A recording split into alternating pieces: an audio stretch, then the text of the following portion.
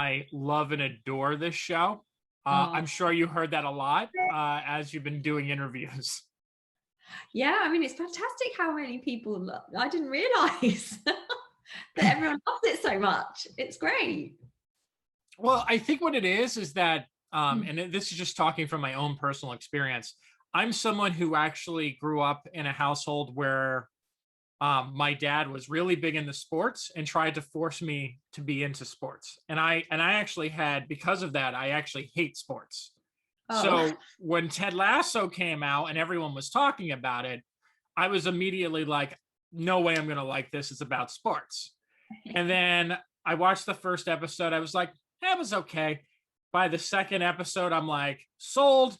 I'm done. We're going to be watching this. And my wife and I binge watched this show probably in 2 or 3 days. It's oh, that good. I know it is really. It's an easy binge. Very much so.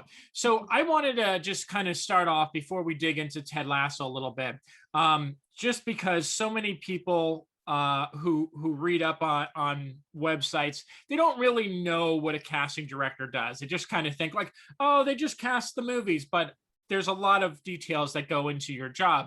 So to open this up, can you tell me a little bit about yourself and then what made you want to go into this kind of career path? Originally, when I was a child, wanted to be an actor, but I think when I became a teenager, I realised that it would have been too hard, too much like hard work because I like earning money. So I went to university and did film studies, and then I started sort of thinking about casting because I just it's all about the performance for me. I was really into film and telly generally, but for me it is all about the performances. So I think I cast a short film at university, and then actually after uni I became an agent. So I did the other side of it, which I do think helps. But I realized that really wasn't for me, and I was really lucky, and I just managed to get some training with Nina Gold, who is probably the best casting director in the UK. And I stayed on as her assistant, then her associate, and then I finally made my way into the casting world myself as my own person, casting director. So I've noticed you kind of went back and forth between casting director and casting assistant. And in normal hierarchy of like workplaces, you kind of like would start off at an assistant level and then you would go into a director level. But I've noticed you kind of flip flop back and forth. I Why? think, Why is that? well, because I was working at Nina Gold's office for so many years, we sort of help out on various projects as well as running our own projects. We then, oh look, I'm working on the BFG. Do you want to help me while you're doing that? And so that's how you sort of get the credit while you're doing your own things as well. Oh, okay. That makes total sense. Before we jump into Ted Lasso, is there any notable differences between casting a film versus a TV show? Yeah, I was asked this earlier. I think it's mainly the time. You think you generally have more time on a movie. Like something like Star Wars. I was working on that from start to finish for 2 years. But with a TV show, if it's greenlit, you're ready to go. You've got a couple of months to prep it, and then you're casting it while it's filming. So it's mainly time. I think you have more time on a movie, Okay. more Um, money. yeah, and money.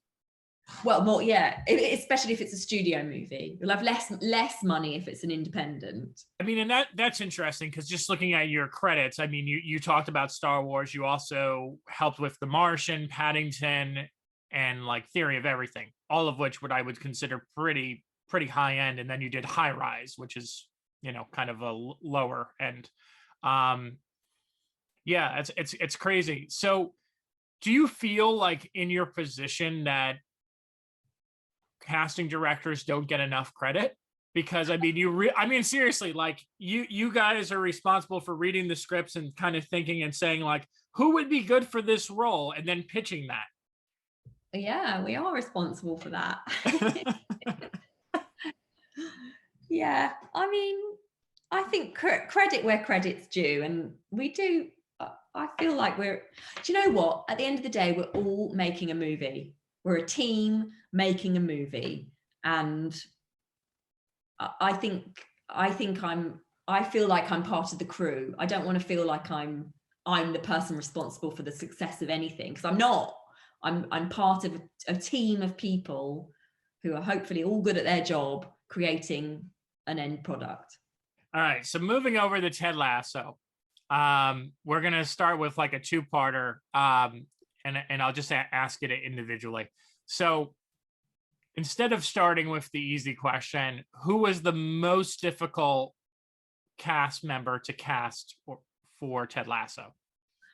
We really struggled with Danny Rojas, but Danny Rojas started as something else. So originally in the script, the arrogant star player was not Jamie Tart. He was called Danny Rojas, and he was from South America.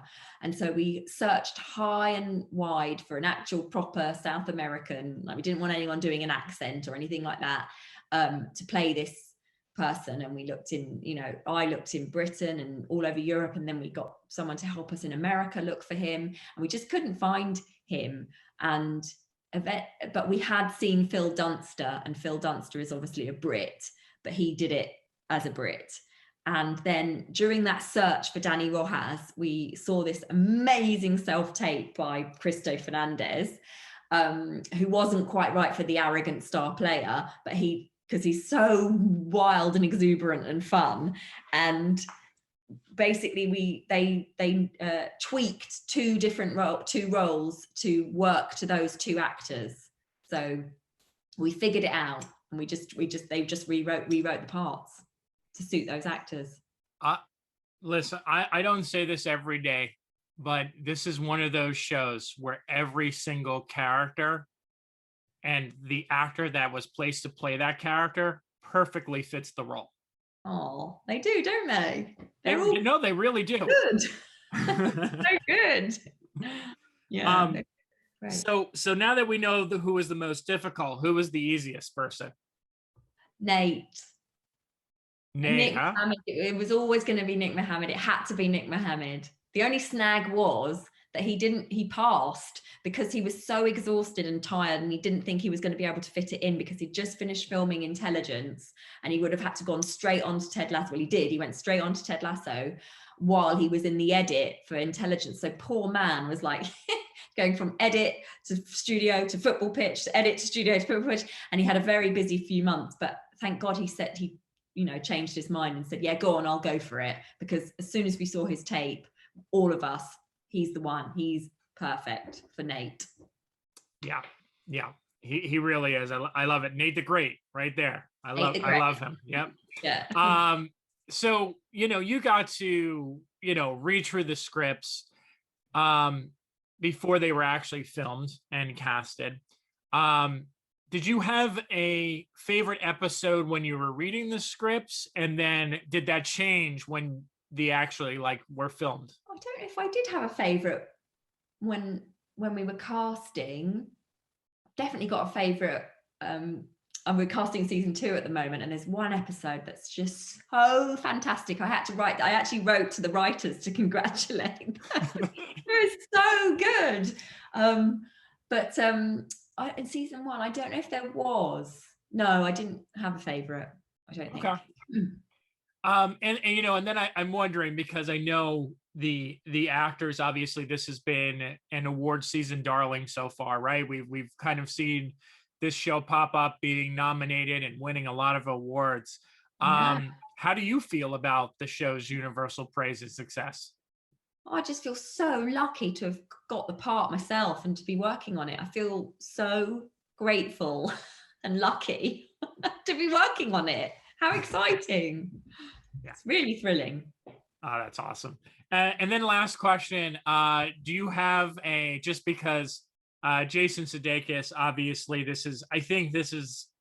he's been a long time coming to get a role this juicy, this good. I mean, he's been a comedic actor for a really long time, but I feel like his name really wasn't that highly praised up until this show. Really? I do. Yeah, I do. As much as I hate to say that, because I was a big fan of a movie like Colossal, where like I felt was really, So really, good in that. yeah, but it's like so underrated. And then he's kind of like the jokey guy, but this show kind of shows that balance of like jokey, but also like has the heart of gold, and like everyone loves him when he shows up at award shows in his sweatshirts. So Yeah, he's such a talented actor, isn't he? But maybe you're right. Maybe he hasn't had the role to show that range, how talented he is, how much heart he's got. Yeah, maybe you're right. so I was just going to ask, do you have a favorite memory of interacting with him? Every memory, every interaction with Jason is fun and memorable. He's such a great guy, as you can imagine. He's just a fantastic human being, a real proper human being. Okay. Well, thank you very much, Theo. I really do appreciate it. Lovely to talk to you, and hopefully You. we'll get to talk again at the end of season 2. Oh gosh, thank you. I hope so. Yeah, Nice no to meet you. problem. Nice to meet you as well. I hope you have a wonderful day of interviews ahead, and best of luck on second season. Thank you very much. All Thank right, you. take care. Take care. Bye.